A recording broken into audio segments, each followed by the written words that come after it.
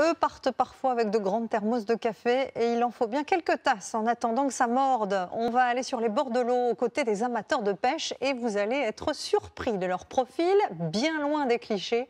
Un loisir qui a pris un sacré coup de jeune. Nicolas Robertson, Fabrice Maillard et Stéphane de Perrois.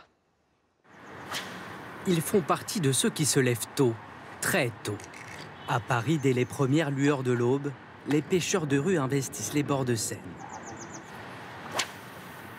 Tu vois, là, on est le matin, lever de soleil à Paris, typique, il n'y a personne. Prends ton petit bol d'air avant d'aller au travail. Franchement, c'est agréable, quoi.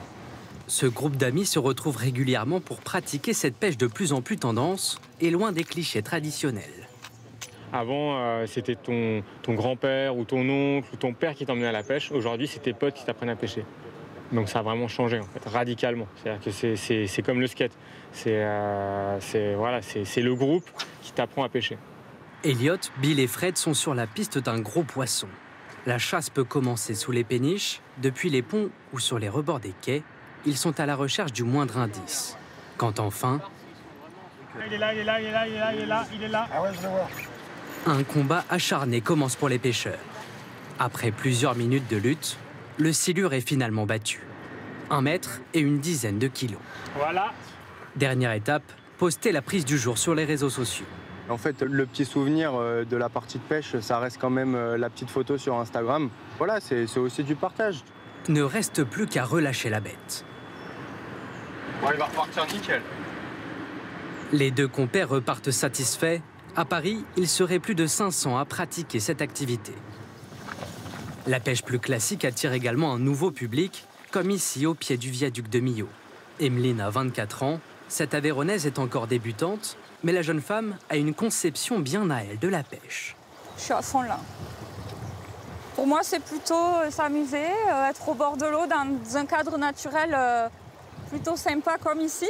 Ce qui est le plus plaisant, en fait, c'est de voir le sourire de l'autre qui a attrapé son poisson et qui est content parce qu'il a fait une belle journée, quoi.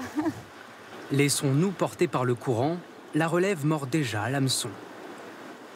Ici, à Firmy, dans le nord de l'Aveyron, ce sont les enfants qui se prennent au jeu. Cet après-midi, c'est concours de pêche. Cette année, ils sont près de 50 à participer. Doucement, doucement. J'aime beaucoup la nature. Ça me permet d'être au calme autour d'un lac. Ça t'apprend à être calme un peu, parce qu'il faut avoir de la patience. Il y a un réel engouement cette année pour la pêche en Aveyron, mais je pense que c'est vrai au niveau national.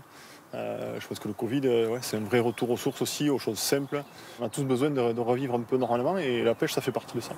L'image de la pêche comme activité pour retraités semble bien loin.